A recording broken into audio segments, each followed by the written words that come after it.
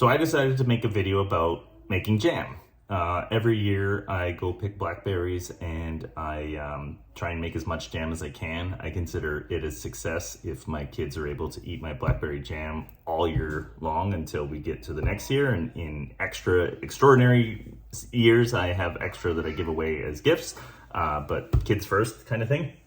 So it doesn't take a lot to make this happen. You can see over the years I've collected a whole bunch of different size and shape jamming jars. Good time to buy these is in the spring at thrift stores. People are kind of cleaning it out and it's a long way before they're going to use them, so you can get them really cheap. Even brand new, I think you can get a flat of 500 ml jars for around 14 bucks. And I think there's 12 in there, so 6 liters worth of jam storage. I find these 250 ml ones are really good. They last about a week for the family.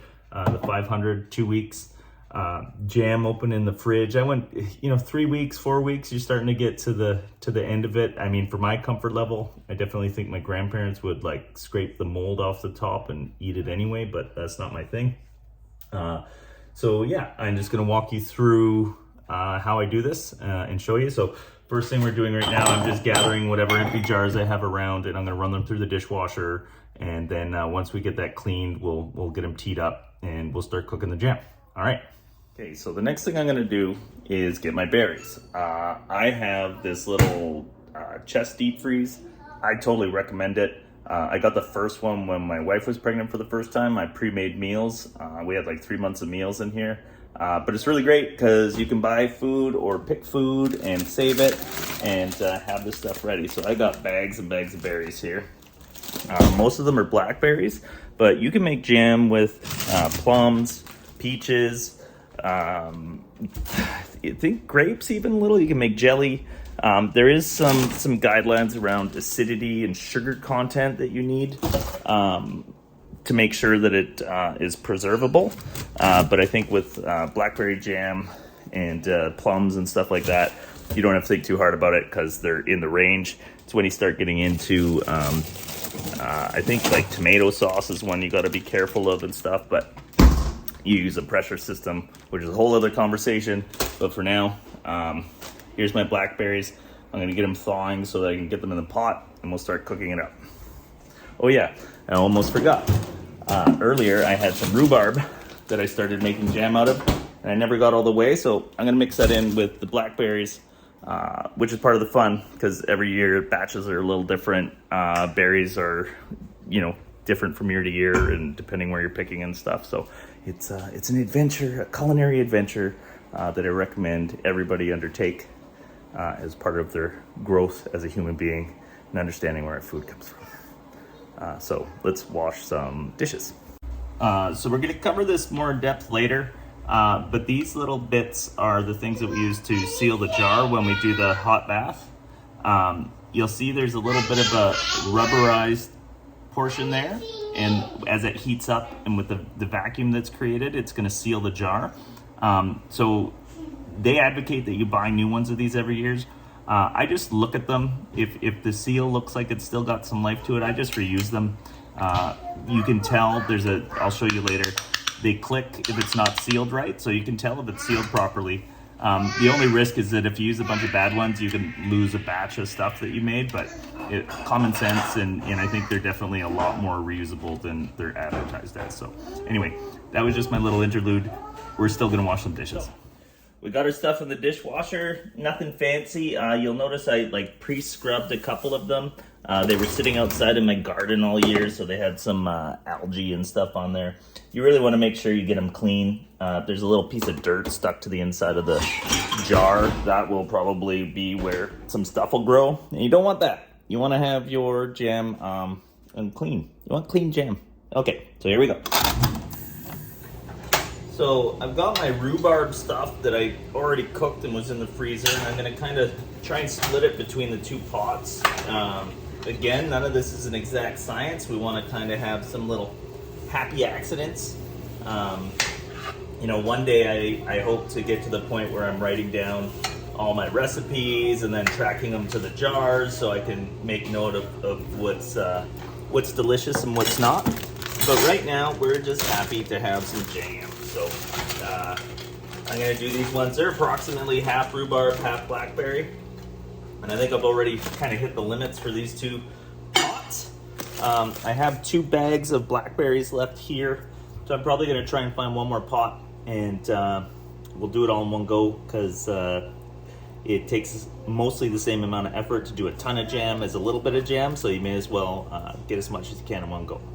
All right, so we've got our berries cooking here, and I've just added some frozen rhubarb that I had to try and get a little more fiber that we can build some thickness off of on there, and I've got this stuff in my freezer, so I gotta get rid of it. And now here's kind of the gross part. So here's 2 cups of sugar that I'm gonna put in. I would say there's probably 6 cups of jam in each one of these things. Most recipes require a 2-to-1 ratio for sugar to jam to berries, but I find that a little bit crazy. I even find this a little bit crazy, but it's kind of part of how you get things thick enough and ready, so we're just gonna go with that. So I'm more of a like 3-to-1 ratio, but most recipes call for 2-to-1. So we're pouring this in, we're gonna let it cook for a bit.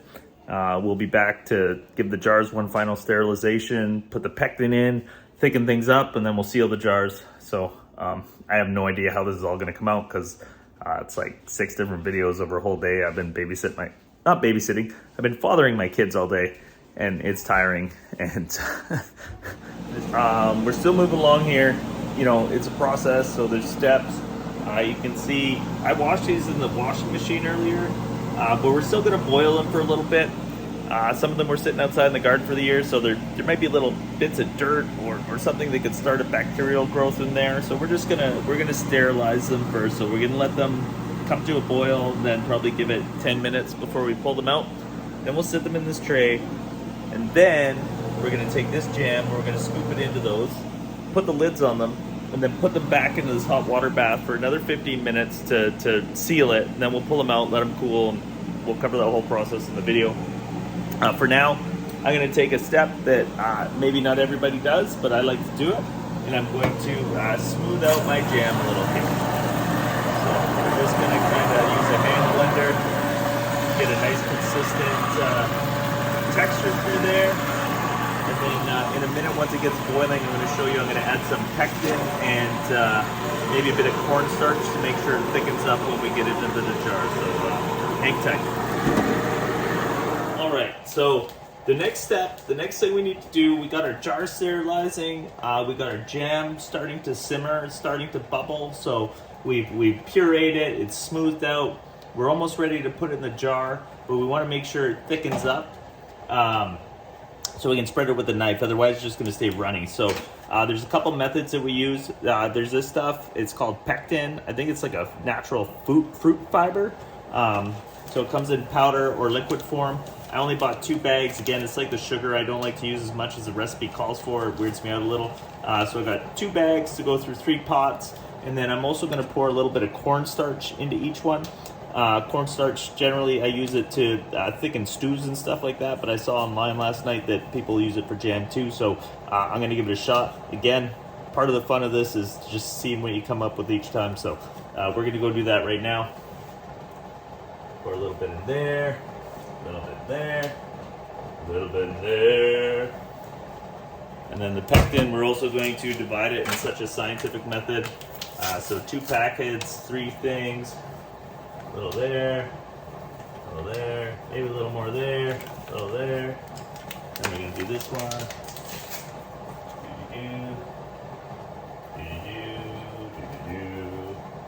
Okay, so we've got all that mixed up. I'm gonna go stir it a little bit, and then we're gonna let it simmer. And then I'll try and show it on camera later. There's a point where the consistency of the jam changes a little bit, where it feels like the spoon would stand up. Probably hard to capture, but I'll try my best. All right, so I think we've got the jam sort of where we want it. I wanna see if you can see what I meant when it's like thickening up a little. It's hard to really get the sense of it, but like you can feel it's become thicker, and once that cools down, that's going to really set up into a nice jam. So the next part for us here is to finish sterilizing our jars. We're almost done there. And then we're gonna put the jam in the jar, which is like the whole exciting part, which is coming next. All right, here we go. It's go time.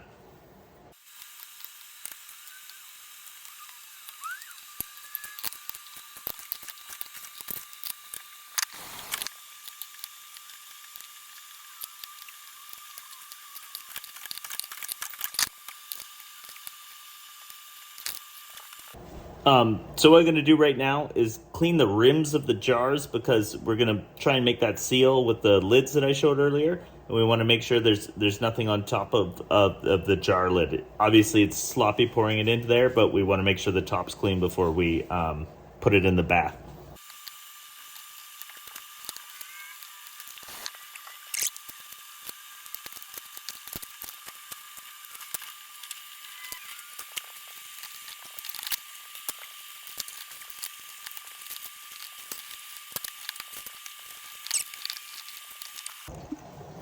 All right, so we've got lids and the tightening component on there, so there's a pretty good seal. They're very hot, so what I'm gonna do is I'm gonna give them all like a hand crank with a towel, and then I'm gonna use my tongs, and I'm gonna put them into this boiling bath that I have here, which I've been using to sterilize the jars, but we're still gonna use it. We have to give these 10 minutes in the boiling water while they're sealed up like this. And that's what that's going to do, is going to create the seal. So when it cools, there's a vacuum effect that pulls the lid down, and that makes sure that our stuff is going to stay awesome.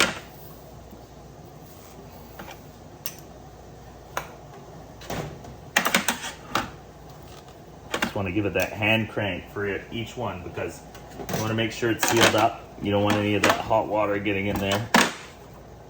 After we'll do another crank on them, because the heat, I guess, and the expansion of the metal makes it so that there's some more room. But yeah.